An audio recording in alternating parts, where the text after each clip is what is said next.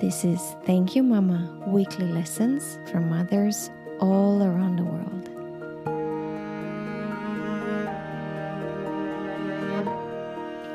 Hello and welcome to Thank You Mama. My name is Anna Tyler. My guest today is Dr. Amanda Craig. Amanda is a licensed marriage and family therapist based in New York City and Connecticut. She published her first book in September 2022 titled, Who Are You and What Have You Done with My Kid? Love the title. Connect with your twin while they are still listening. The book is about using emotional connection in the parenting years to raise confident, empathetic, and resilient adults. Amanda is a mother of two. Hi, Amanda, and welcome. Hello, Anna. Thank you for having me. Thank you for coming. Tell me about the book. I love the title. Thank you. It was a passion project. It's something that I've probably been mulling over most of my 20-year career. And just before COVID, I started writing and it just kind of poured out of me. And I think that it is a nod to my mom and the things that I've learned, both the good lessons and the hard lessons. And I think that was some of the inspiration for what made this book so necessary for me to put out there. Explain who twins are to my international listeners. Yeah, so the tweens are 9 to 12-year-olds. What's so specific about this age? Originally, when I started researching for the book and throughout my practice, I've always worked with teenagers and, thinking 12 to 18. And when I really kind of dove into the research, what intrigued me was breaking out teenagers. We think 9 to 12, it's this very large developmental stage of life. And when you pull out 9 to 12, there's something very, very unique happening. And what that is the brain change. So 9 to 12-year-olds start going through the biggest brain change that they've had since infancy. Oh, wow. I did not know that. And a lot of us don't. So we think of teenagers, but this little time in development is when kids, teens, that in between are actually growing all this new neural pathway. The brain is sprouting like spring. And with that comes a lot of new feelings and behaviors that they're not so familiar with. So they're not really sure how to maneuver, which gives us parents the perfect opportunity to help guide them so that they do feel more confident and resilient and empathetic towards others in the future. Are there some of the most important tips that you could share with my listeners? Yeah. So in it, I talk about the pillars of connection, right? What we know is emotional connection is what stirs the nervous system, right? So when we're around somebody that makes us feel confident or secure or calm, that's actually a nervous system experience that we call love. And that's where our breathing is good, our heart is good, we feel energy, we feel clarity in our thoughts. And in contrast, when we're around somebody that makes us feel uneasy, discomfort, anger, our nervous system is actually having that experience. And that's when we have trouble thinking clear, or we feel that adrenaline rush, or we break out in a sweat or in anger. Those are all signs that we don't feel safe in this relationship. And so my book is really geared towards teaching parents how to calm our kids' nervous system so that they feel the secure attachment between us. And then I also have a piece in there about how do we as parents calm our own nervous system so that we can show up. Amanda, but it sounds like parents of any age children could benefit from the book. Oh, you're spot on. And what's funny you say that, because it's so true. Like this concept of the nervous system transcends all relationships. And I had the audiobook was by a local dad of a tween. And as he was reading the book, he said, wow, this is great stuff. I'm using it with my son, but I'm also using it with my wife. And I think it's helpful. We all need your book. Yeah. Thank you. We'll put, like always, I will put a link to your website in my episode notes. So the listeners who are interested will immediately know how to find you and find your book. Thanks. Before we jump into talking about mom, here's one more question. How did you become a marriage and family therapist? Is there a story behind it? So, and that's funny, going back to the tweens, this isn't by design, but when I was a tween, 1997, I think it was, the Minnesota Twins won the World Series.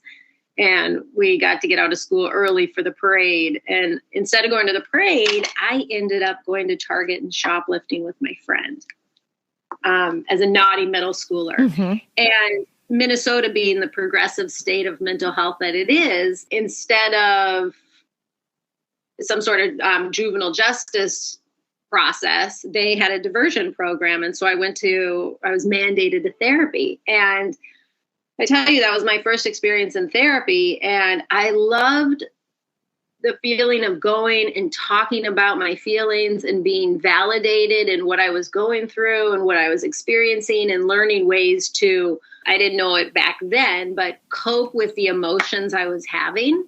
Mm-hmm. And, I just remember leaving that experience and thinking, I am going to do that one day. And, over time, undergrad, graduate school, I thought I'd go more into, psychology. And when I took my first family systems class, I was hooked, because this idea, and I go back to the nervous system, this idea that we can help people and relationships feel secure and feel safe and repair disconnections or repair love that is gotten conflictual, and we don't see that brighter stuff anymore. It's an amazing experience every single day that I get to get up and work with people to find. Mm-hmm. Do you work more with couples or parents and children and families? So I get kind of that spectrum. I get young kids and parents. I get adult children and parents who are trying to repair some of the childhood hurt. Mm-hmm. And then I do a ton of couples work. I often say the relationships are my client. And in that context, I may have a couple that comes in, and over time, their marriage feels more secure, and they might bring in kids, or they might, one parent might bring in a kid. I've seen kids through, high school, college, and then later they bring in a significant other. So I've been really fortunate to work with relationships in systems so that we're healing and connecting, entire families. Mm-hmm. Talking of families, let's talk about Mama Sharon. Yes. Tell me about her. So my mom grew up in Maine, a small town in Maine, outside of Bangor, and she was one of three. And she, grew up in a town where a lot of people stay and live in that town forever. And she wanted more for herself. She wanted to get out and see the bigger world. And she became a flight attendant. Northwest, there's a throwback for you, was based out of Minneapolis, which is where she was based, and met my dad, who was born and raised in St. Paul, Minnesota. And so they married and had two kids, my sister and I, and they did end in divorce. And she went on to do other careers, but she's a strong woman. We talk pretty much every day. And she did teach me a lot over time through modeling, for better or worse, and also tips she gave me along the way. What other careers did she go through? Well, after her and my dad divorced, she was our primary breadwinner, and she made sure that we had a house over a roof over our head, and our bills were paid, and we had electricity. I mean, that really fell on her. And that's a lot for a mom in the States. It was absolutely a lot. And she had a high school education. So, she was manager at Pizza Hut. She was doing banquet serving in hotels. She worked at Talbot's and other retail, and she often worked long hours and sometimes 2 or 3 jobs at a time to make sure we had enough. What about emotional availability? You were mentioning that in your notes to me about her. Do you want to tell me about that? I think we learn how to emotionally connect or disconnect through the generations.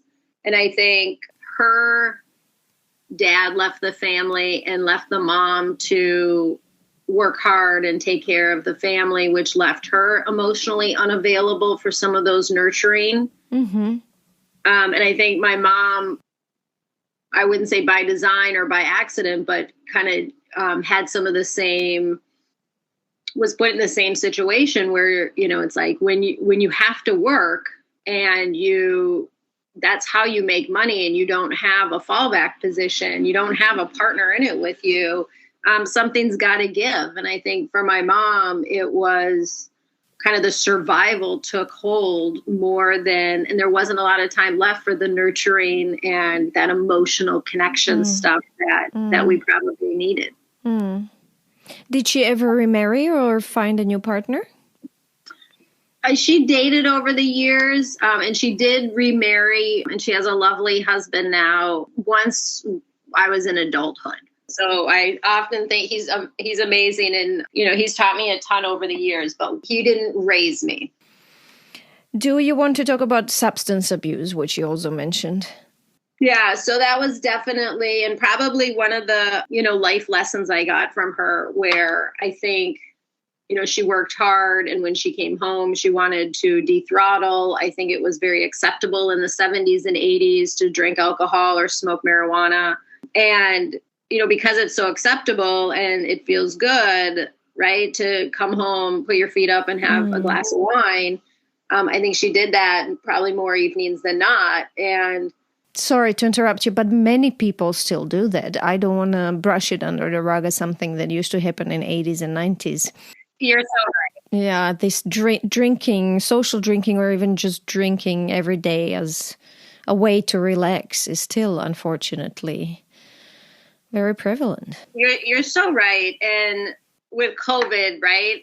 We've really kind of given ourselves permission to do that. And here's the thing, and you're so right. It is still going on, and it's more prevalent. And, and hey, I'm not here to tell people they shouldn't be drinking and to get on there. No. What I will say, though, is for me, and for my friends and for the people I work with and for my mom, I know that alcohol, and she would say it now, alcohol did not serve her well in parenting. I know if I look forward to a glass of wine, I'm not looking as forward to seeing my kids in the night or when I get home from work. I know if I have a glass or two of wine, I'm going to get up tomorrow and have a little less pep in my step. And if I'm doing that 2 to 3 nights a week, 4 nights a week, 1,000%, that is going to impact your parenting and your ability to emotionally connect with kids, but it's also going to impact how you feel about yourself and kind of living your best life. And I think my mom would say that now. I don't think she kind of got all that back then. I think she was trying to get through it and survive, but absolutely, one of my takeaway from her is substance abuse is just not, substance use is not going to lend well to really being a connected parent. Or any other relationship for that matter. So true. So true. Like partnerships. Yep.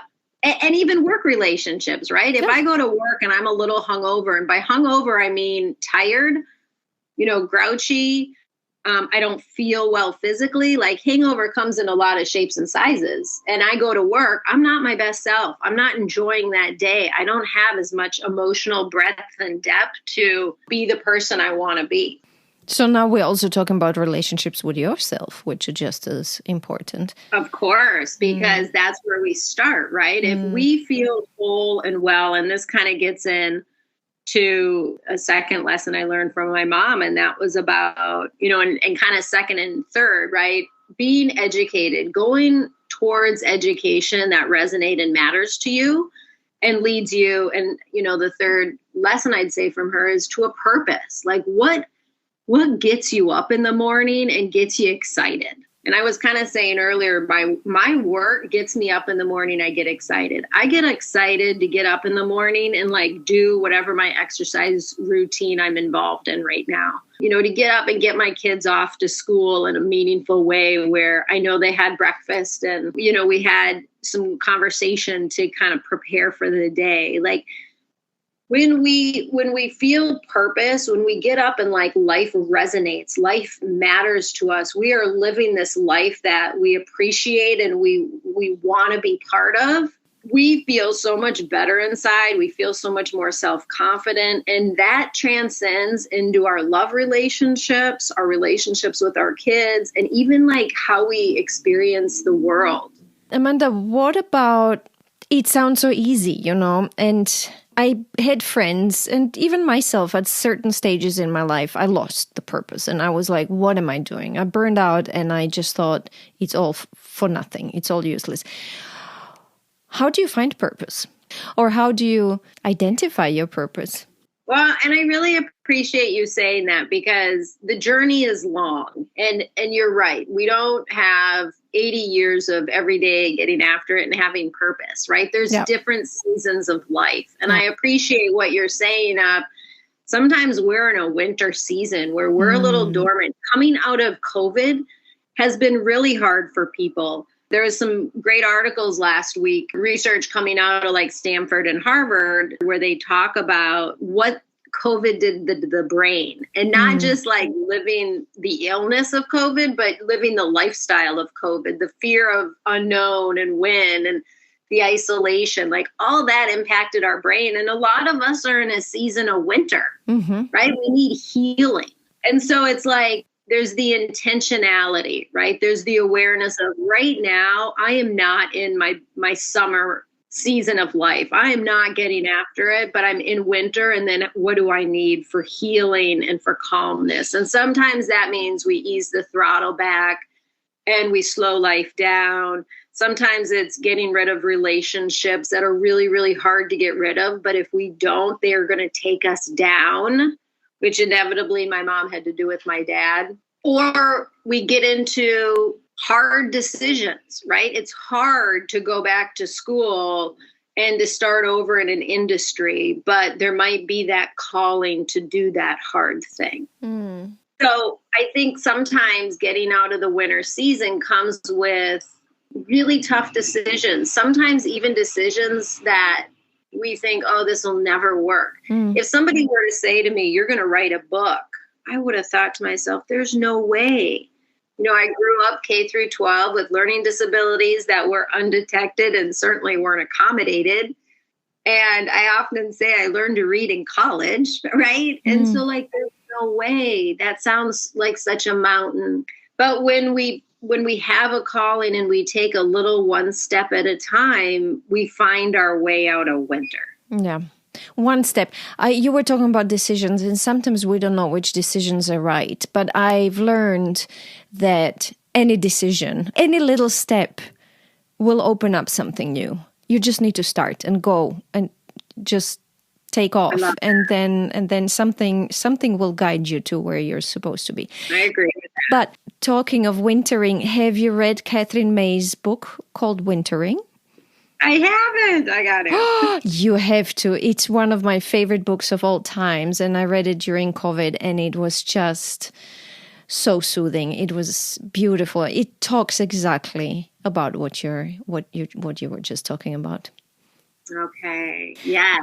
But let's go back. You already jumped into Mama's lessons. So we spoke about substance use and why it does not work with parenting or any other relationship.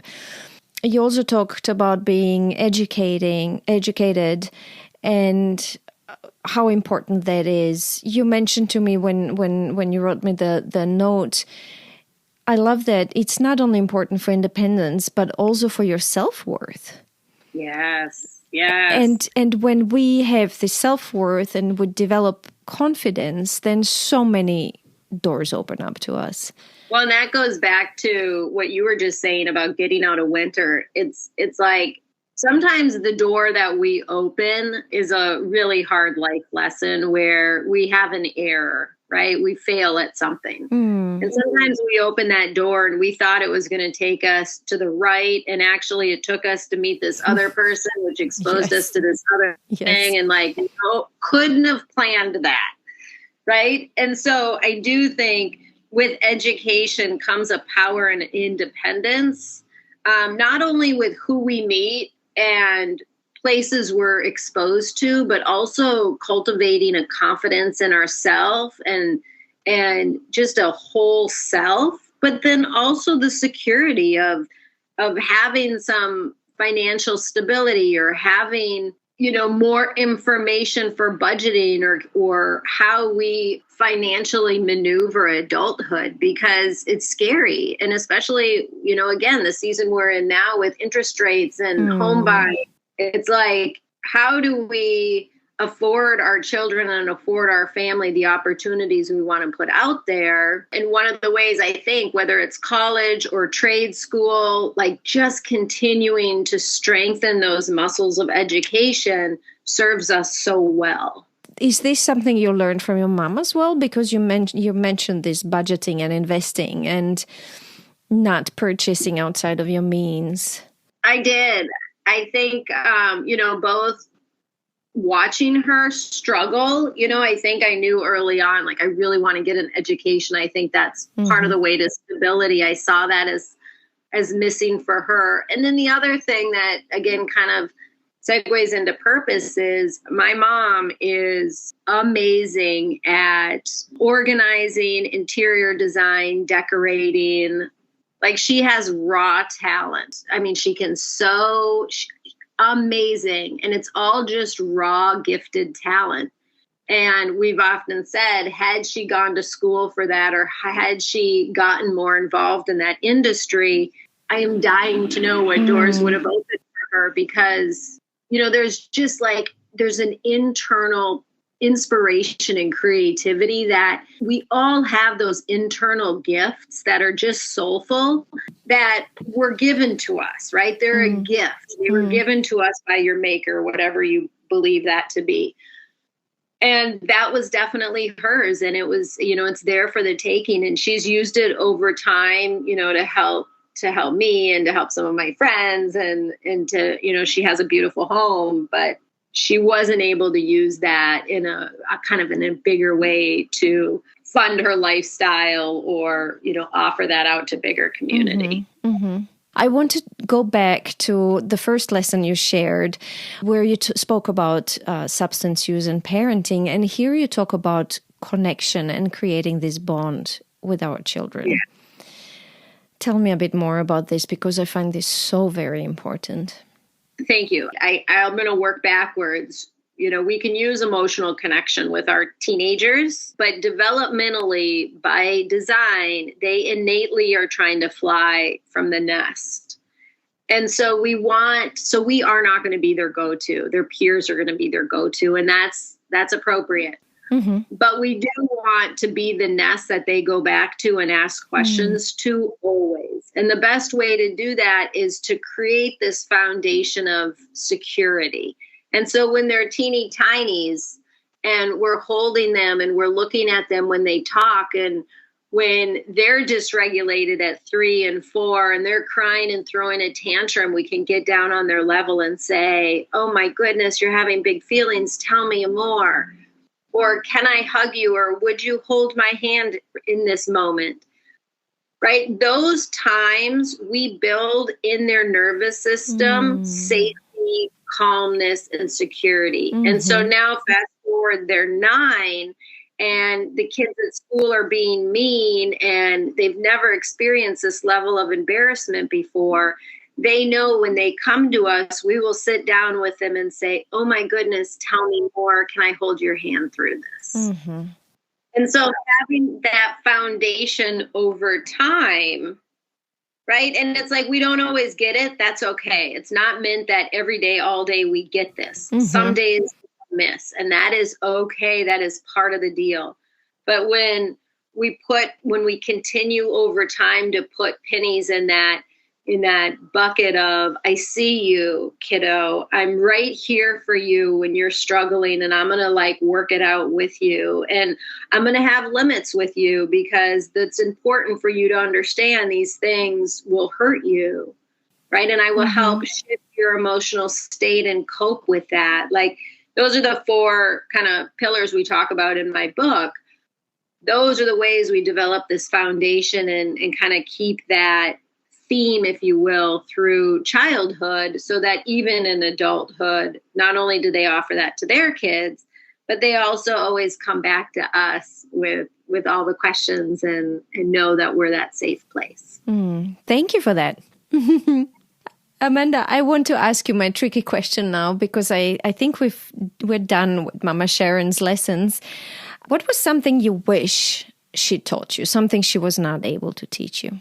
So I think the hardest lesson I didn't get, that like we all get involved in, is love relationships.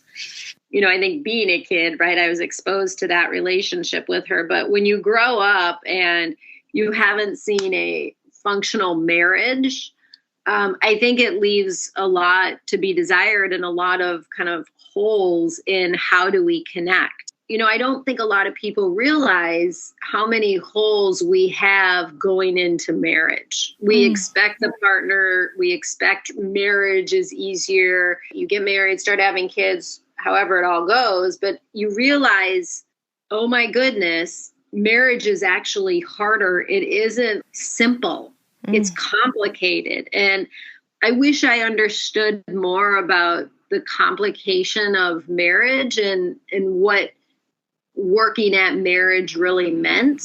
Because I think, you know, for myself, I think, you know, for clients I work with, there's such an expectation of what marriage will be and should be. And it's easy to get into a blame and a complaint than it is to understand marriage is hard. What's my part? How do I want to contribute? And kind of understanding it in a more meaningful way on the foundation, rather than hoping it all works out or expecting it to work out. By itself somehow, miraculously, without us working on it. Exactly.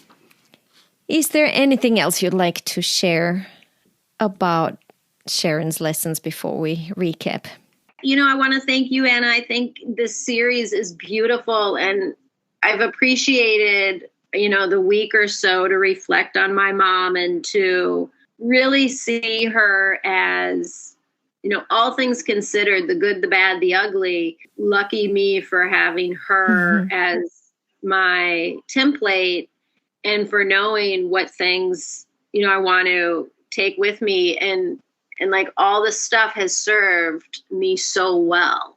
And it's easy to blame and give reason why we didn't work out, you know, or we're not our best self because of somebody else. But the truth is, you know, my mom has given me a lot of life lessons that I have used well and learned a lot about myself that, you know, I hope to pass on to my kids. And so it's generational, right? And our moms are an integral part of that process. And, you know, sometimes the hardest lessons are the best lessons. Absolutely. Let's recap. So we spoke about substance use. And I love your sentence, there is just no room for parenting our best and indulging in substance use. That's right. Then we spoke, connected to that, about security, about the connection and creating connection through creating this foundation of security, which I love so much. It's so important, which starts, as you mentioned, at the earliest age. Yeah. We spoke about education, how important that is, something you learned from Mama Sharon, which is important not only for our independence and financial independence, but also for our confidence and self-worth. Yes. We spoke about learning to budget and invest and live within your means. We spoke about purpose, finding your purpose in life. And then something you wish you learned, and I'm with you here, I think many of us are, is you wished you've seen a functional marriage and what working at a marriage really means. Yeah. Oh, how I do too. Right. Amanda, thank you so much again for being my guest. Thank you for having me. It was wonderful talking to you, and I just wish you all the best with your endeavors. Thank you, you too. If you enjoy Thank You Mama and want to help it grow, please take the 2 seconds to leave a 5-star review on Apple Podcasts. It really helps. If you'd like to get in touch, you can send me a mail at info@thankyoumama.net.